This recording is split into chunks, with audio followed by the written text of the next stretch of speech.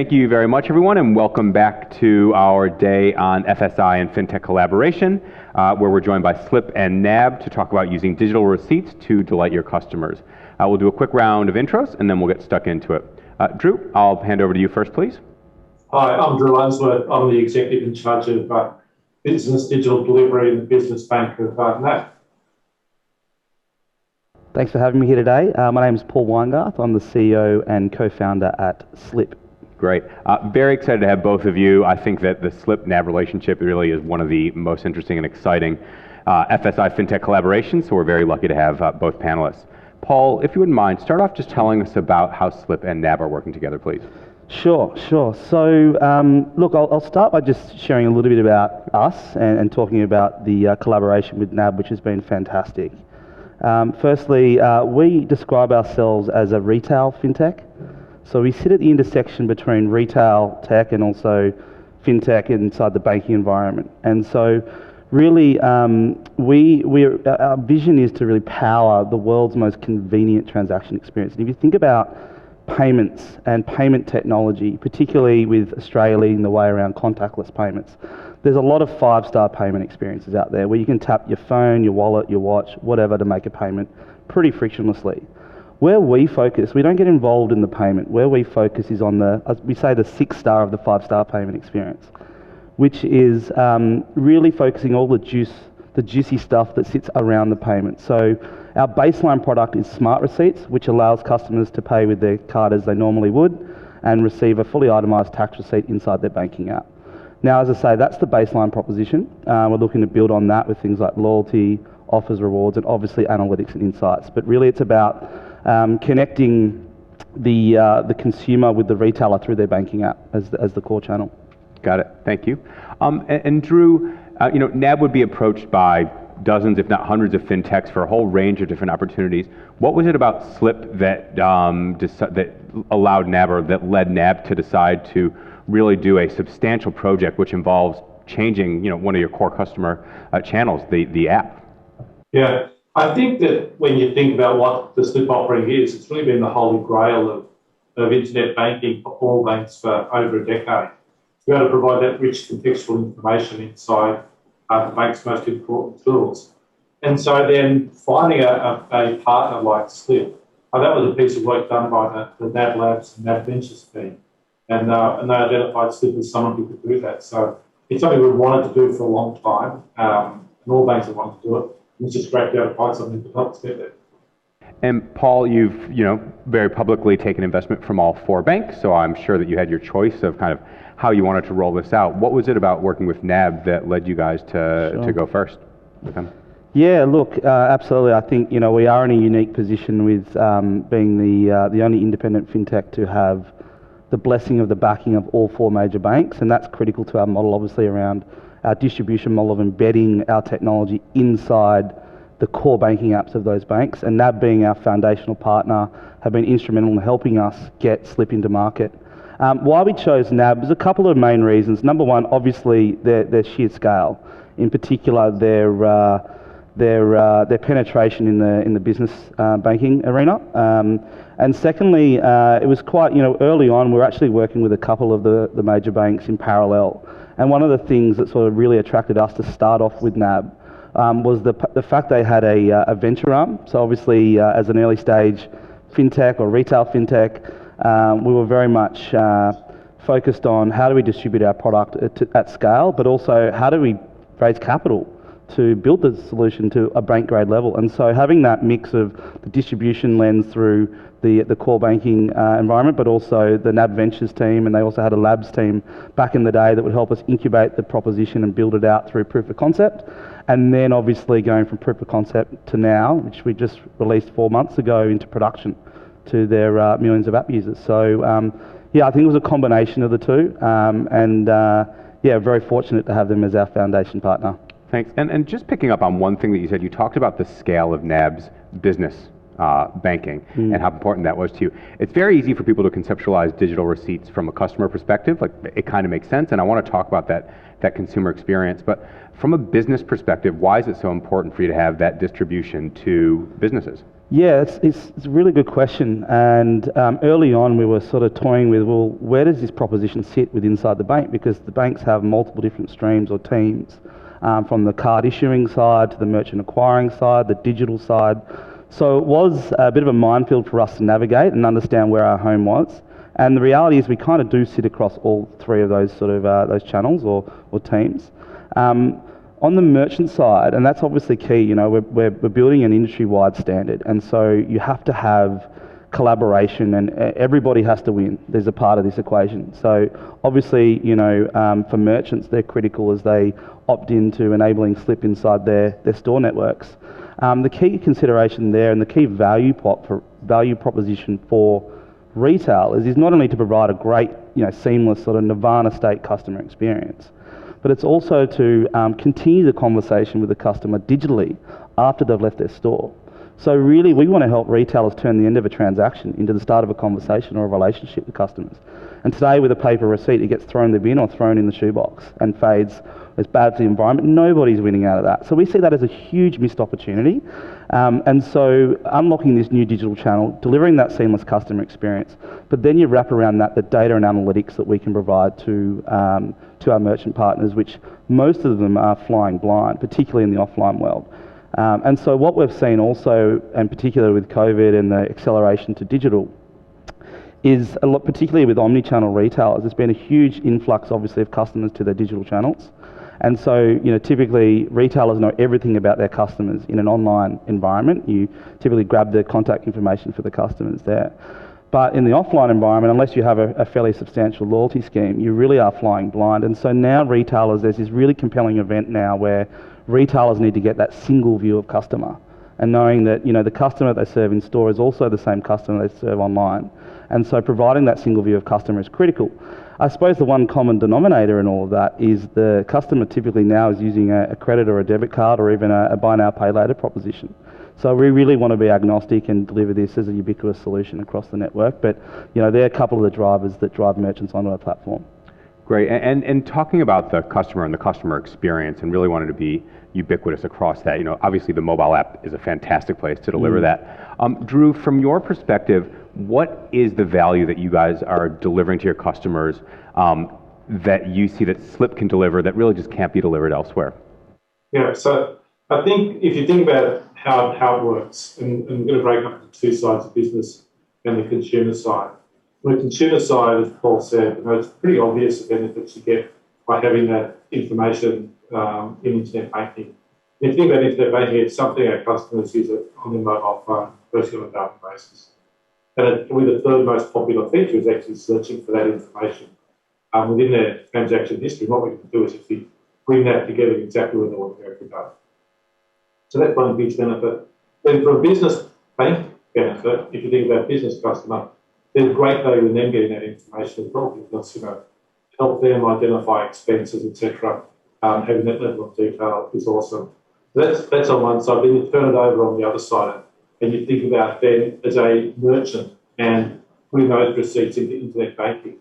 What we're actually starting to offer those customers is an ability to present their information in a place where they could never get to before. So they could never be inside our internet banking platform where customers are every day looking at information. And to me, there's a huge amount of value for our merchants to actually put themselves in that position rather than having to sort of figure out other ways to get to their customers. So, Drew, obviously, NAB really is the focus point between consumers and between businesses.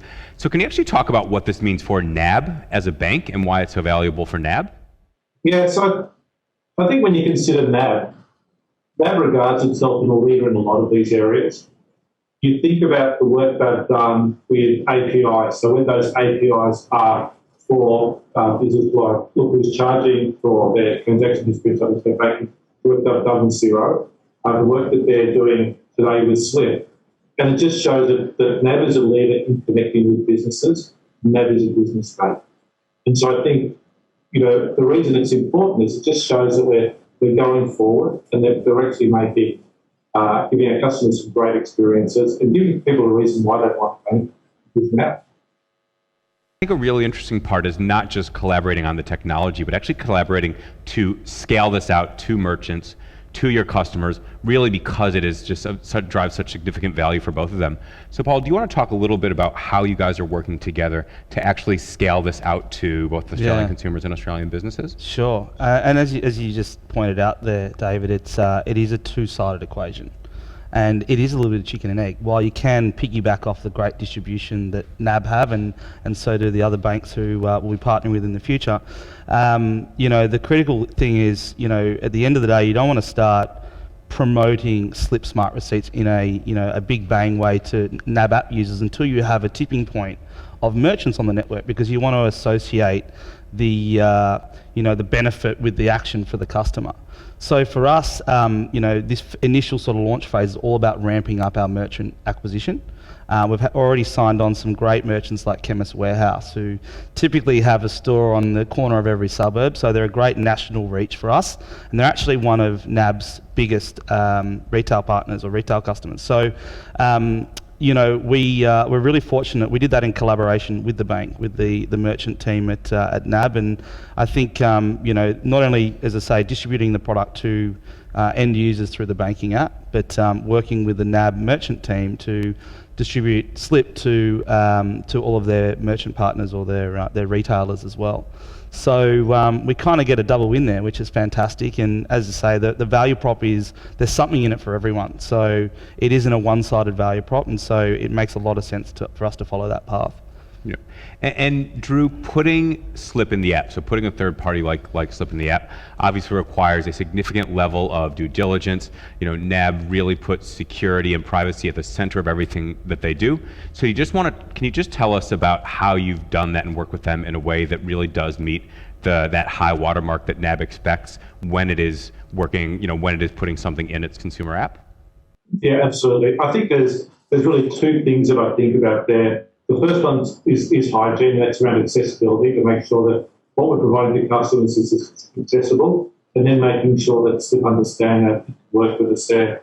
And the second thing is about privacy. So in this instance, it's an opt-in model. So our consumers have to opt in to actually see their Slyp receipts, because we sort of set that high watermark when it comes to privacy, rather than just turning it on to everyone.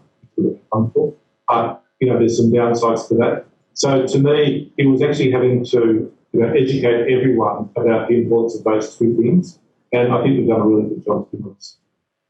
Great, thank you.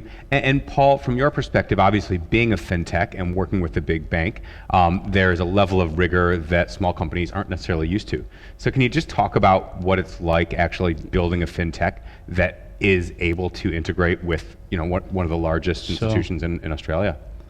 Yeah, it has been an incredibly steep learning curve, as you can appreciate. You go into these things as with your PowerPoint deck and your prototype, and you build a proof of concept, and then slowly, you end up getting into this world we're in now, which is in production of a tier 1 core banking app. And so obviously that doesn't happen overnight. And we've been really fortunate to have NAB as our foundation partner, for them to have the patience to work with us and to help us understand what bank grade is actually defined as. And that can range from security, governance and compliance, all the way through to some of the points that Drew just touched on there around accessibility that we hadn't really thought of, and NAB really do lead the way in terms of their watermark standard around accessibility. So, and then obviously wrapping around all of that are the SLAs that we need to adhere to, because we are, embedded in an app that is a tier 1 banking app, but also accessed by millions of Australians. And I always say, again, going back to the early days when we did a proof of concept in partnership with NAB Labs and NAB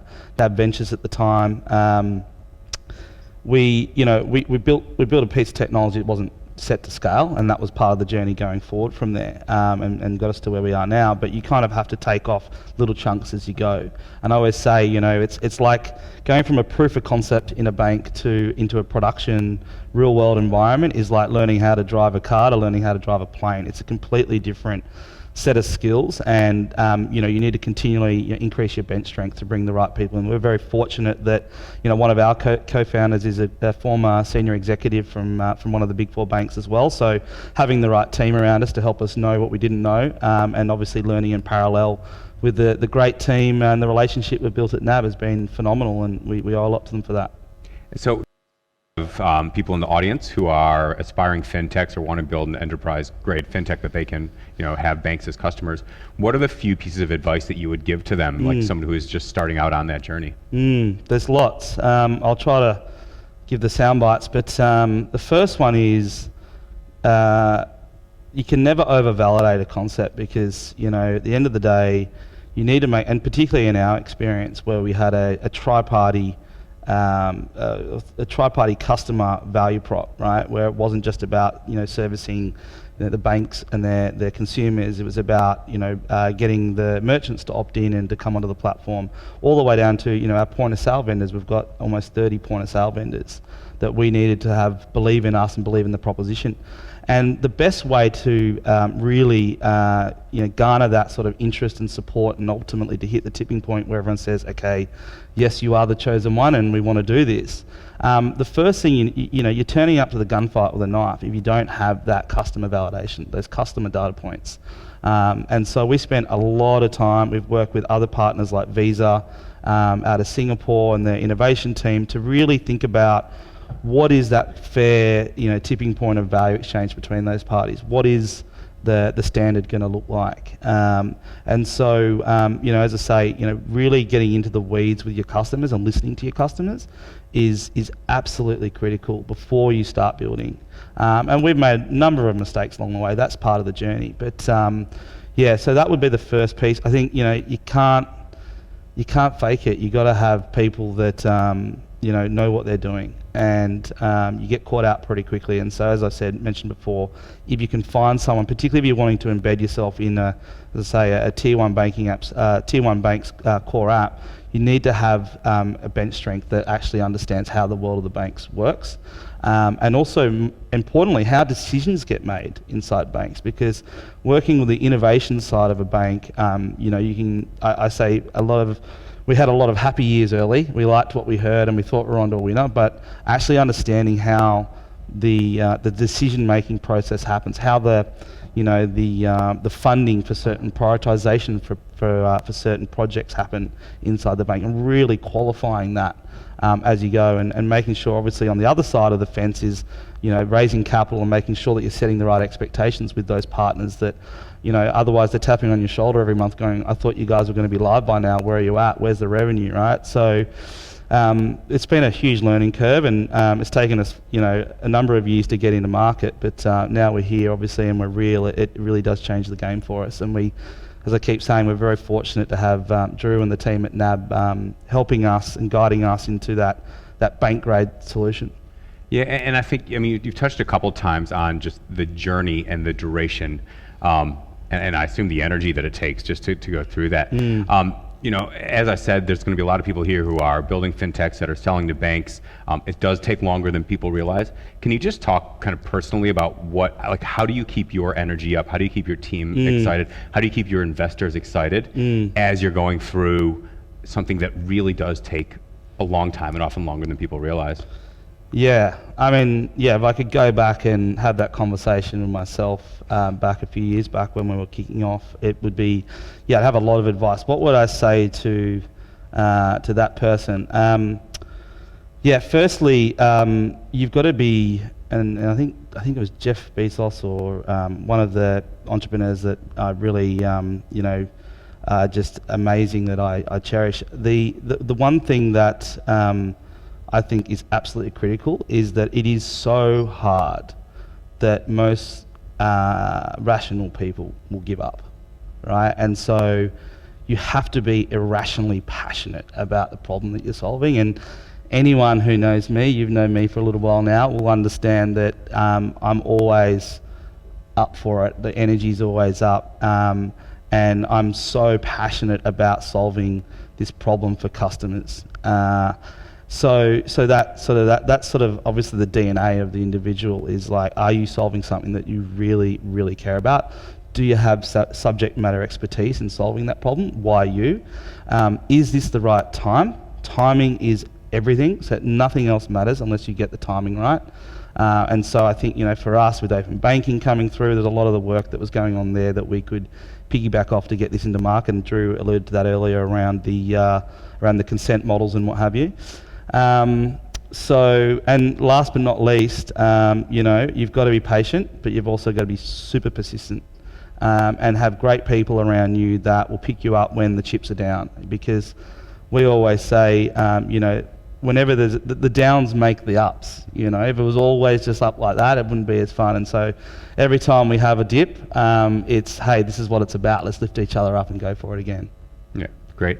And Drew, you would have dozens of fintechs coming and knocking at your door with a whole range of different services that they think solve a very important problem, and I'm sure they're all, they're probably not all as passionate as Paul, but even if they have a fraction of Paul's passion, they'll be pretty persistent.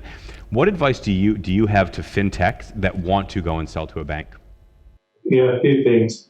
First is aim high. I think the further up you get in the food chain, the better chance you can have success. So then, because that will then help with the whole shaping of the proposition inside the organisation.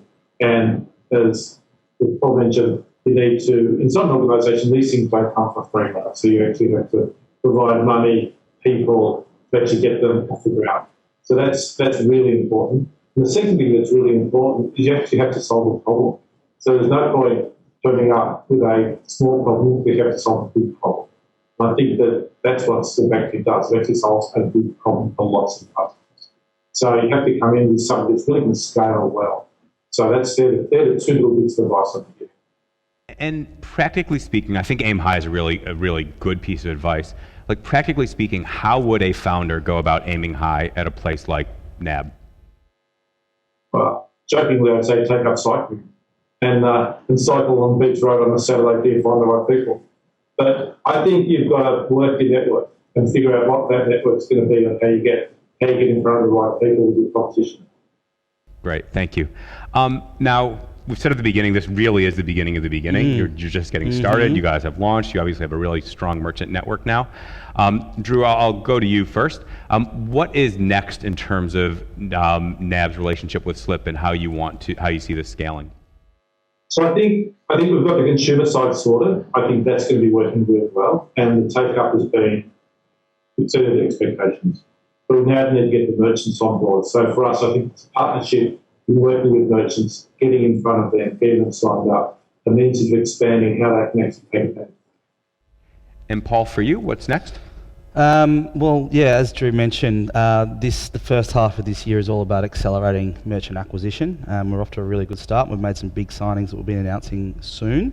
I think I mentioned at the start of the conversation around, we want to be the meat back on the bone of payments. We really want to help banks and merchants and that ecosystem that we serve reclaim their position in the payments value chain.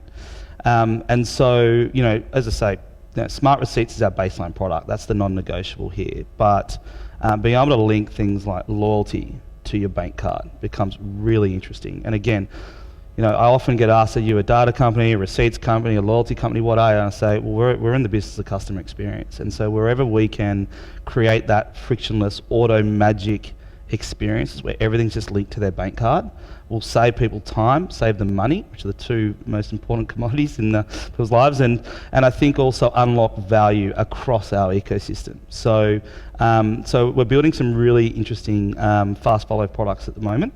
And then, outside of NAB, obviously our philosophy is that we are sort of Switzerland. We're a industry standard, so we want to be ubiquitous across the network and have every Australian being able to access Slyp through their banking app in the next sort of year or two. So continuing our distribution through other bank partnerships as well is going to be critical for us. And that also adds network effect to NAB's benefit as well. And I think that's one thing we haven't probably touched on, is that we exist to unlock value for our network participants that they can't realise on their own. So really it's about the glue, pulling all those different participants in our network together to unlock the value that they wouldn't actually realise by doing an individual proposition. And so we've been really fortunate, and it's taken a lot of hard work, but as I say, NAB has been a pioneer with us and a great foundation partner, but we also will be rolling this out across to other banking apps also. Great, very exciting. Well, thank you both very much. Paul, full credit to you. You've done the hard thing the hard way, and we're actually now seeing it in market.